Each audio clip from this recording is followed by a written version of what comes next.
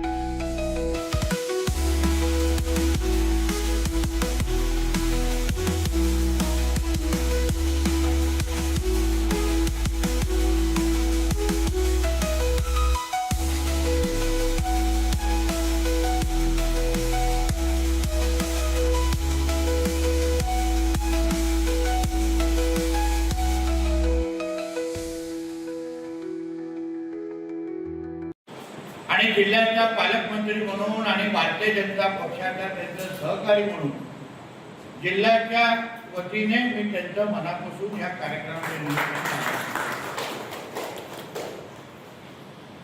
आपल्या इकडे त्याचा उल्लेख आमच्या प्रभाकर सावंतजींनी केला. शिक्षक मतदारसंघ असो, ग्रॅज्युएट मतदारसंघाचे आमदार आपण निवडून देतो, पण कित्येक वेळा ते आमदार निवडून गेल्यानंतर आपल्याला दिसत नाही. हा असा अनुभव निरंजनजींच्या अगोदर आपल्याला येईल. आपल्याला वाटतंय की प्रचार आमदार दिसायला लागले ह्या मतदारसंघाची म्हणजे निवडणूक आली असं एकंदरीत आपली भावना आहे. पण ती भावना आहे तसा अनुभव आमच्या निरंजनजी बद्दल आम्हाला निश्चित पद्धतीने आला नाही. एक छाती टोक पद्धतीने या म्हणजे खऱ्या अर्थाने ह्या मतदारसंघाला न्याय, मतदारांना न्याय देण्याचं काम आमचे निरंजन गावकरेजी फक्त फील्डवर नाही पण विधान परिषदेमध्ये पण करताना मी स्वतः अनुभव घेतला. म्हणजे या क्षेत्रामध्ये क्षेत्रासंदर्भात असलेली कुठलीही अडचण, कुठलाही प्रश्न मग आदरणीय मुख्यमंत्र्यांकडे असो, सन्मान्य म्हणजे आमचे शिक्षण मंत्र्यांकडे असो किंवा कुठल्याही आपल्या संदर्भात असलेल्या प्रश्नाला वाचा फोडण्याचं काम विधान परिषदेच्या माध्यमातून आमचे हे तरुण सहकारी असंख्य वेळी करतात. याबद्दल मला त्यांचं सहकारी म्हणून सार्थ अभिमान. म्हणजे आपल्या पदाला न्याय देणं ज्याला आपण म्हणतो, आमदार बनेपर्यंत सगळे धावपळ करतात, आश्वासनं देतात, मोठी मोठी भाषणं करतात, पण आपला आमदार निवडून गेल्यानंतर दिलेला प्रत्येक शब्द मी माझ्या कारकिर्दीमध्ये पूर्ण करणार याचा एकमेव अनुभव म्हणजे आमचे निरंजन गावकरे जी आहेत. म्हणजे ह्याहीसाठी मी त्यांचं अभिनंदन करतो. बघा, चांगल्याला चांगलं म्हणणं हे माणुसकीचं धर्म आहे. आणि आम्ही तसे तोंडफाटके आहोत. आम्ही तोंडावर बोलणं मोकळं. आता त्याच्यानं दुसरा कुठला आमदार जो न दिसणारा, न काम करणारा माझ्या तावडीत तिथे भेटला असता तर टराठरा कपडे फाडले असते. तर आमच्या जनतेच्या पेक्षा मोठं, आमच्या मतदारांपेक्षा मोठं आमच्यासाठी कोण आहे? आणि जो व्यक्ती चांगलं काम करतोय, जो व्यक्ती खऱ्या अर्थाने न्याय देतोय, त्याचं कौतुक करणं हे माणुसकीला धरून असल्यामुळे त्यांच्या तोंडावर कौतुक करतो. म्हणून ह्या बाबतीमध्ये त्यांच्या कुठल्याच तोंड हात नाही. आपणही मतदार म्हणून विविध शिक्षण संस्थेचे प्रतिनिधी आलेले आहेत, ग्रॅज्युएट मतदारसंघाचे काही प्रतिनिधी आलेले आहेत. आपण एक गोष्टीचा मतदार म्हणून नक्की विचार करा, अनुभव घ्या की ह्या निवडून गेल्यापासून पुढची निवडणूक लागेपर्यंत मला भारतीय जनता पक्ष सोडून दुसरा एक पक्ष लागला जो निवडणुकीच्या निमित्ताने निरंजनजींचा प्रतिस्पर्धी म्हणून जे तुम्हाला मतदान मागायला येतात, विरोधी म्हणून मतदान मागायला येतात, हे पूर्ण त्यांचे 6 वर्ष ना, 6 वर्ष तुम्हाला एकदा तरी दिसतात का?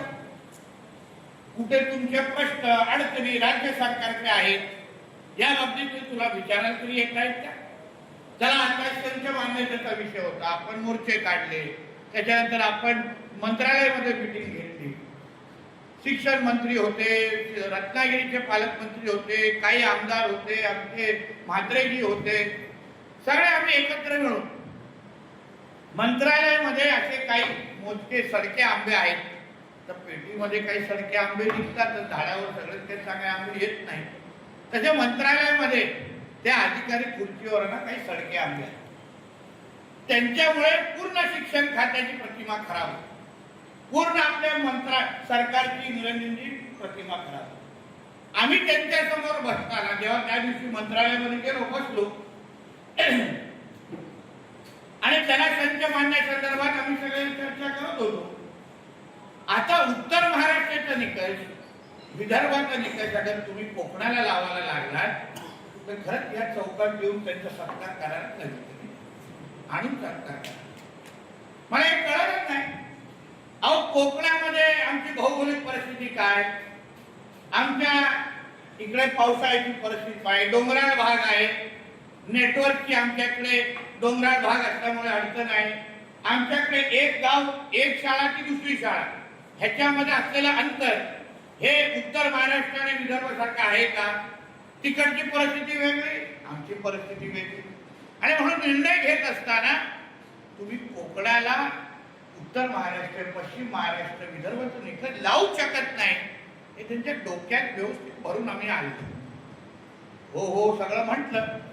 इतिवृत्तासाठी आम्ही थांबलो, कारण मला काही विश्वास नाही, म्हणून मला इतिवृत्त बघायचं. आणि इतिवृत्तामध्ये अपेक्षेप्रमाणे गडबड केली आणि ती आम्हा लोकांना समजली. आता त्यांना असं वाटलं की चला इतिवृत्तमध्ये आपण चर्चा झाली, इतिवृत्त काही छापलं ते हे लोक गप्प बसतील, त्यांना माहिती नाही आम्ही कसे आहोत, आम्ही चिकट आहोत आमच्या लोकांना. तुम्ही काही करा, पण आम्हाला जे ठरल्याप्रमाणे ज्या मीटिंगमध्ये स्वतः शिक्षण मंत्री होते, स्वतः रत्नागिरीचे पालकमंत्री होते, मी स्वतः होतो, ज्ञानेश्वर म्हात्रे होते, दळवी होते, किरण सावंत, सगळ्या आमदारांनी जे ते काय मीटिंगमध्ये ठरलं तसं तर तसं इतिवृत्तेमध्ये येणारच, एवढा विश्वास तुम्हाला मी या निमित्ताने देतो. कोणी काय उन्नीस दिसत केला, एवढा काय मोठा विषय केला नाही. ठीक आहे, काही लोकांना लिहिताना लकवा मारतो, त्यातून नीट करू, काय प्रॉब्लेम नाही. आपल्याकडे सगळे औषधं आहेत. काय आता महाआरोग्य शिबिरतून आलेलो आहे, 1-2 इंजेक्शन खिशात टाकून मुंबईकडे जायचं, पण कुठे हातावर द्यायचं की कुठे दुसरीकडे द्यायचं मी सोमवारी ठरवतो. पण नक्की सुधार करतो. आणि जेणेकरून शिक्षण क्षेत्रामध्ये आता आमच्या निरंजनची डिजिटल शाळा असते, ग्रीन शाळा, हे का प्रयत्न करताय? शिक्षण व्यवस्था इथे चांगली असली पाहिजे, दर्जेदार असली पाहिजे. ते स्वतः ठाण्यावरून येतात, आम्ही मुंबईमध्ये राहतो, तिकडच्या असलेली जी शिक्षण व्यवस्था आहे त्याच पद्धतीची व्यवस्था, सुविधा आमच्या सिंधुदुर्गाच्या पण मुलांना भेटले पाहिजे, यासाठी तर आमचे निरंजनजी प्रयत्न करतात. आणि एका बाजूला आम्ही आमची निधी खर्च करून चांगल्यात चांगले कम्प्युटर द्यायचे, सुविधा द्यायची, आणि तुम्ही धोरणात्मक चुका करायला लागला शाळेमध्ये हे कम्प्युटरचं नेमकं कोणी पूजा घालायची हे तुम्ही लोक आम्हाला उत्तर द्या. काही तरी सांगितलं आल्या आल्या लगेच वापरायला सुरू करा, साठवून ठेवू नका. चांगलं अतिशय चांगलं अनुभव पोटी असलेली ती सूचना आहे. नाहीतर तो कम्प्युटर एवढा जुना होईल की दुसरा मॉडेल आला तरी तो कम्प्युटर तुम्ही काढाल म्हणजे. आणि मग नंतर आमच्या आमदारांना टीका कराल त्या खराब कम्प्युटर दिलं यांनी. अरे तू काढला उशिरा, आमची चूक काय? दिला काढून अगर तुला लावलं असतं ना तर हे तुला बोलायला लागलं नसतं तुम्हाला. आणि म्हणून ह्या निमित्ताने मी आपलं सांगेन, आम्ही आपलं सरकारमध्ये भारतीय जनता पक्ष आणि महायुतीचं सरकार, तुम्ही निश्चिंत राहा, चिंता घेऊ नका. तुमचा वेळ, तुमचे विचार, तुमची एनर्जी घालवायची ना आमच्या विद्यार्थी मुलांवर घालवा, बाकी सगळं आमच्यावर सोडा. एवढं या निमित्ताने आम्ही सांग. तुमचे प्रश्न समजणाऱ्यापैकी आम्ही मंत्रिमंडळामध्ये बसतोय. आम्हाला माहिती आहे की कोकणात आता बघा परवा आमच्याकडे गारपीट पडली, पाऊस आला. आता रस्त्याची कामं करण्यासाठी आम्हाला 2 ते 2.5 महिने काय. त्याच्यानंतर गेल्या वर्षी 15 मे नंतर पाऊस पडलेला, 15 मेला पाऊस पडलेला. मग आमच्याकडे एमएससीबीची कामं, पीडब्ल्यूडीची कामं, सगळी जी काही कामं निधी वापरायची असते ती आम्हाला 15 मेच्या अगोदर वापरायची. म्हणून ह्या सगळ्या बाबतीमध्ये सरकार म्हणून आमचे आदरणीय देवेंद्र फडणवीस साहेब कोकणाबद्दल अतिशय सकारात्मक आहे. एवढं आवर्जून तुम्हाला सांग. बघा आम्ही मंत्रिमंडळात 2दा त्याला उल्लेख केला की साहेब आंबा काजू नुकसान आहे, 90% नुकसान आहे. साहेबांनी अधिवेशना काळात बैठक घेतली, आंबा काजू संदर्भात माहिती घेतली आणि अधिवेशन संपण्या अगोदर मदत पण जाहीर करून टाकली. ह्याला म्हणतात महायुती सरकार आणि ह्याला म्हणतात देवेंद्र फडणवीस. आणि म्हणून तुम्ही निश्चिंत राहा. अशा पद्धतीच्या कार्यक्रमांच्या माध्यमातून जे आमचे निरंजन डावखरे जी करतायत ह्याला जरा फक्त आठवणीत ठेवा, विसरू ना. परत आठवण करायला संधी देऊ ना. जेव्हा कोण येत नव्हतं तेव्हा कोण आमच्या मदतीला आला, कोणी आम्हाला सुविधा दिल्या, कोणी सरकारने आमच्यासाठी भांडले, ह्याची कुठेतरी डायरीमध्ये नोंद करून ठेवा. आपण शिक्षण संस्था, शिक्षक लोक आहात, कुठेतरी पाटील इथे असतील विद्यार्थ्यांसाठी ते खालती जरा निरंजन डावखरेच्या वतीने ठेवा. आमच्याकडे काय विसरण्याची मोठी सवय आहे ना, नाहीतर आम्हाला निवडणूक पण लावायला लागणार नाही अशी कामं आम्ही करतो.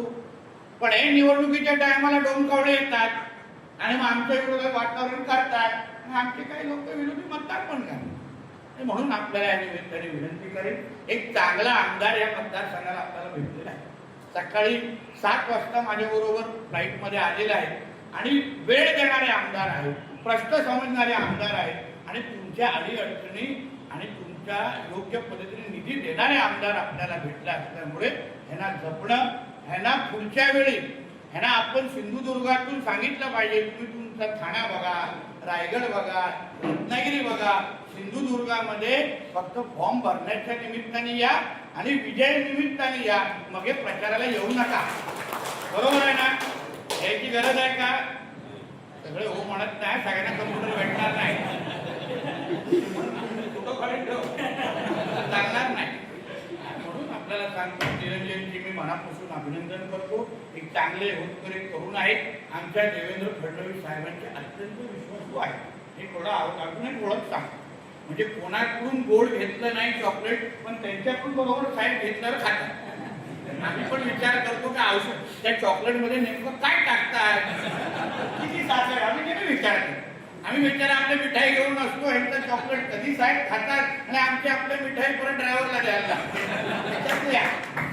म्हणजे तुम्हाला वाटतं फक्त राणेंचं वजन असं नाही, राणेंबरोबर डावखरेंचं पण वजन सरकारमध्ये आहे, हे आवर्जून परत एकदा आमच्या निरंजनजींचं मनापासून आभार. त्यांची पूर्ण टीम, ती काय एकटे नाही पण त्यांचे प्रतिनिधी जे असतील ते त्यांच्यासाठी फार सिंधुदुर्गामध्ये जे त्यांच्यासाठी कॉर्डिनेट करतात त्यांचंही मी मनापासून अभिनंदन करतो, धन्यवाद देतो. परत एकदा आपण सगळे आलात, आमच्या निरंजनजींना आशीर्वाद आणि सहकार्य कराल अशी अपेक्षा या निमित्ताने व्यक्त करतो. इथेच थांबतो. जय हिंद, जय महाराष्ट्र.